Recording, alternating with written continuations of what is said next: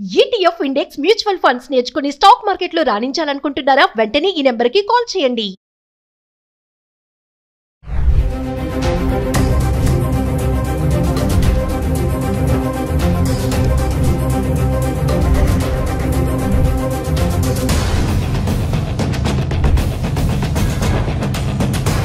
Hello viewers, welcome back to our channel. ప్రస్తుతం మనతో పాటు ఉన్నారు analyst and TEDx speaker, legendary award winner in real estate doctor Nandi Rameshwar Rao గారు.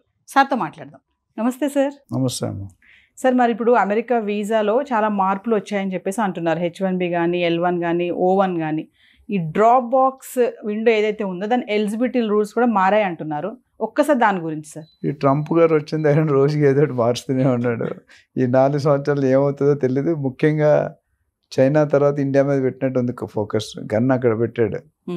ఎందుకంటే ఆయన ఎప్పటికీ ఎలక్షన్ అవ్వముందు దగ్గర నుండి కూడా ఆయన నినాదం ఏంటంటే వలసలు తగ్గిస్తా, మీకు బెటర్మెంట్ అవుతుంది, మీకు జాబ్ ఆపర్చునిటీస్ ఎక్కువ వస్తాయి, మీ ఎర్నింగ్ కెపాసిటీ పెరుగుతుంది అన్నాడు. దానికి అనుకూలంగానే ఆయన ప్రణాళిక వేస్తున్నారు. దాంతోపాటు ఎలన్ మస్క్ ఆయనతో పాటు జాయిన్ అయ్యారు. So department of government efficiency అది చాలా రీసెర్చ్ చేసి కొన్ని సూచనలు చేస్తున్నారు. వీళ్ళు పనే సూచనలు మనకి సలహాదారులు అంటారు. సో అలాగే అడ్వైజర్ అనమాట. సో ఏంటంటే డ్రాప్ బాక్స్ అనేది ఏంటంటే అది పాత కాన్సెప్టే, ఓల్డ్ బాటిల్ న్యూ వైన్ అన్నట్టు కొత్తగా మార్చాడు. ఏం చేశాడంటే డ్రాప్ బాక్స్లో వాళ్ళు రెన్యువల్ చేసుకోవడానికి 48 months టైం ఇచ్చేవాడు.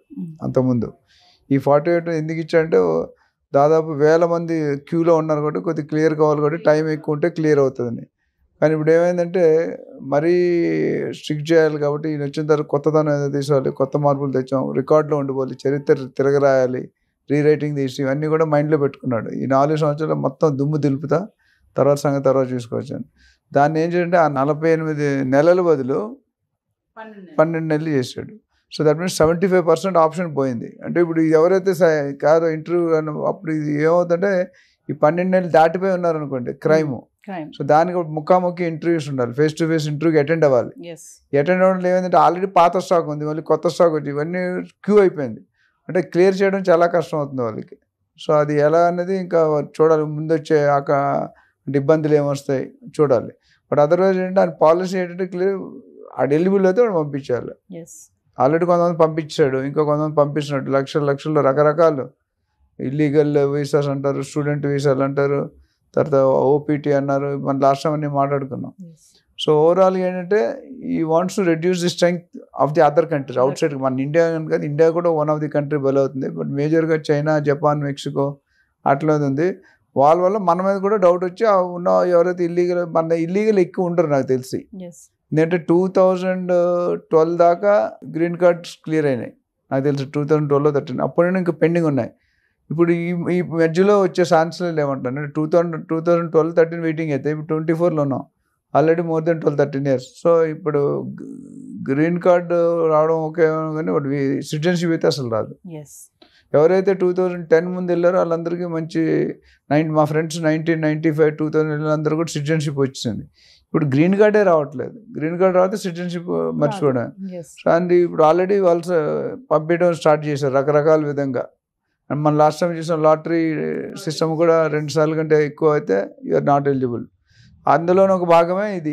అంటే ఇదంతా కూడా ఇమిగ్రేషన్ దీంట్లో దే ట్రైంగ్ టు స్క్రూటినైజ్. అంటే ఎంత స్ట్రిక్ట్ చేసి ఎంత తగ్గిస్తారు అంటే స్ట్రిక్ట్ చేస్తే ఆటోమేటిక్ తగ్గిపోతారు. Where there is illegal falsing they have to go out. So అందులో ఈ కొత్త పాయింట్ ఏంటంటే ఈ డ్రాప్ బాక్స్. సో 48 months బదులు 12 months వచ్చింది. అంటే ఎంత విసురుబాటు తగ్గింది కదా. ఇప్పుడు కొత్త వాళ్ళు అప్లై చేస్తూనే ఉన్నారు. ఇండియా నుండి హైయెస్ట్ కాంట్రిబ్యూషన్ ఉంటుంది మనకి. ప్లస్ IQ లెవెల్స్ కూడా మనకు బాగుంటాయి. బట్ అక్కడ ఒక క్యాప్ ఉంటుంది ఇండియా ప్రతి కంట్రీకి కూడా. USA పుట్టే క్యాప్ అంటే ఇంతకంటే ఈ సంవత్సరానికి ఇంత తీసుకోకూడదు. దానికి మనం 10 times, 20 times, 30 times అప్లై చేస్తున్నాం. మరి ఎక్కడ అకామిడేట్ చేస్తారు? సో అది ప్రాబ్లం. సో ఈ 12 నెలలు అనేది చూడాలి ఎంతవరకు పనిచేస్తుంది అనేది. ఇంపాక్ట్ కూడా అంటే ఏ వీసాల పైన ఇంపాక్ట్ ఉంటుంది సార్? వీసాలు అనేది H1B, B1, B2 ఇవన్నీ కూడా O1 ఇవన్నిటి కూడా వీసా అనేది కొద్ది స్టూడెంట్ వీసా అని లేకపోతే వర్కింగ్ వీసా అని ఉన్నాయి. అందులో ఫ్యామిలీ డిపెండెంట్ రకరకాలు ఉన్నాయి. సో ఈ వీసాలు అన్నిటి కూడా ఒక వీసా మారితే ఇంకా అన్నీ మారుతాయి. తేగలాగితే డొంక కదిలినట్టు వీసా అన్ని ఎంట్రీ. ఎప్పుడైనా చూడండి మీరు, సపోజ్ ఇంజనీరింగ్లో BE mechanical BE physics BE computer తీసుకుని ఫస్ట్ 2 years కామన్ ఉంటుంది, లాస్ట్ 2 years మారుతుంది. అట్లాగే వీసాకి 50% ప్రాసెస్ ఎక్కడైనా ఫీజ్ అని ప్రియారిటీ అని కొన్ని ఉన్నాయి, వెరిఫికేషన్ అని లీగల్ అని ఉన్నాయి, అవి కామన్ ఉంటాయి. 2 half మారుతుంది. ఇక్కడ కూడా ఏంటంటే ఇవన్నీ కూడా మనం అంటే H1B visa, B1, B2, O1 ఇంకా రకరకాలు ఉన్నాయి. ఇవన్నిటి మీద ఇంపాక్ట్ పడింది. ఎందుకంటే ఇది ఎందుకు పెట్టారంటే మీరు ఈ ఏమంటారు స్టాక్ ఎక్కువైపోతుంది, అంటే people who are applying are not more and clearing is less, కొంట ఎక్సెస్. అంటే ఈ పాలసీ రావడానికి సార్ అంటే ఎక్కువ మంది వచ్చి మన వాళ్ళు అక్కడ ఉంటున్నారు అనే రీజనే అంటారా? అంతే. దీన్ని 48 months ని తీసి 12 months చేయడానికి అంటే 48 months మీరు ఆడుకోవచ్చు కదా, వ్యాలిడిటీ అయిపోయిన తర్వాత 48 months వరకు మీరు బతికేవచ్చు.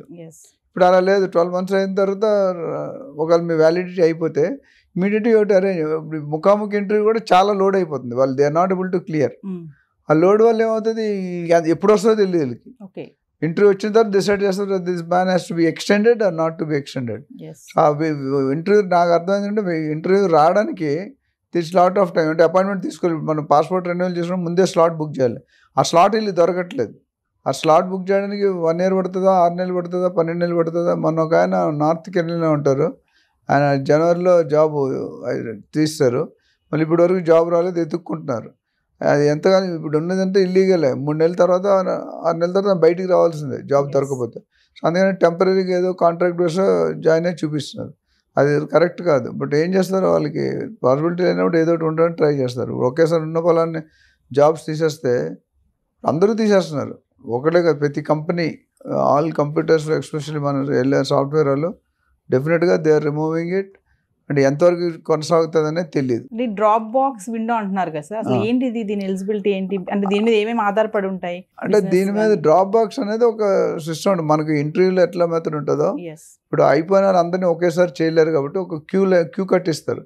డ్రాప్ బాక్స్ అనేది అంటే ప్రాసెస్ అంత ఉంటుంది, మళ్ళీ ఒకసారి రెన్యువల్ చేసేటప్పుడు ఏం చేస్తాం, ఇప్పుడు డ్రైవింగ్ రెన్యువల్ ఉంది, డ్రైవింగ్ లైసెన్స్ మీరు రెన్యువల్ మళ్ళీ ఒకసారి డ్రైవ్ చేయమంటాడు, మళ్ళీ ఒకసారి కళ్ళు చెక్ చేయమంటాడు, కళ్ళద్దాలు ఉన్నాయా లేవా, ఏజ్ ఎంత అయింది, ఇవన్నీ ఫర్నిష్ అవుతాయి. ఇప్పుడు కారు వాల్యూ 15 సంవత్సరాల తర్వాత వాడకూడదు రోడ్డు మీద, మళ్ళీ చెకింగ్ చేసుకొని మళ్ళీ అసెంబ్లీ చేసుకొని మొత్తం కరెక్ట్ ఉన్నాయో చెక్ చేసుకుని అప్పుడు ఇస్తాడు.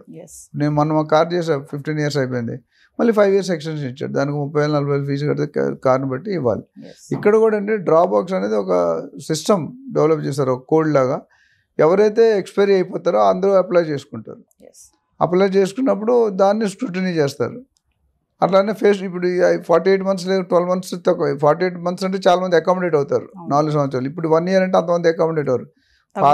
పాత వాళ్ళు మళ్ళీ రీఅప్లై చేస్తారు, కొత్త వాళ్ళు అప్లై చేస్తూనే ఉన్నారు. అందుకని ఫేస్ టు ఫేస్ ఇంటర్వ్యూ పెట్టి వాట్ ఇస్ ద రీజన్, అసలు స్కిల్ ఉన్నావా లేదా, వాళ్ళకి వచ్చిన డౌట్స్ అన్ని చెక్ చేసుకుంటారు. చెక్ చేసుకున్న దాన్ని పాస్ అయితే దాని వల్ల you will be eligible to stay there. So ఏదేమైనా సరే అమెరికా వీసా రెన్యువల్ చేయాలనుకునే వాళ్ళందరికీ కూడా మళ్ళీ ట్రంప్ ఒక షాక్ ఇచ్చాడని గుండెల్లో గుబులు పరిగెట్టిస్తున్నాడు. రెన్యువల్ చేయాలనుకునే వాళ్ళకి కొత్తది వదిలేండు, రెన్యువల్ వచ్చింది, కొత్తది ఎన్నో దొరకదని క్లారిటీ వచ్చింది. సో రెన్యువల్ అనేది జనరల్గా రెన్యువల్ అంటే ఆటోమేటిక్ ఎక్స్టెండ్ అయిపోవాలి. ఇప్పుడు ఎఫ్డి మన బ్యాంకులో ఆటోమేటిక్ పెట్టాం అనుకోండి, ఆ డేట్ అవగానే ఉన్న కరెంట్ రేట్ అది పడిపోతుంది. ఇక్కడ కూడా ఇప్పుడు అలా చేయట్లా, ఎఫ్డీని మళ్ళీ రీచెక్ చేసి రీరైట్ చేస్తూ ఉంటాం, అట్లా ఉంది అది process. Thank you sir. Thank you.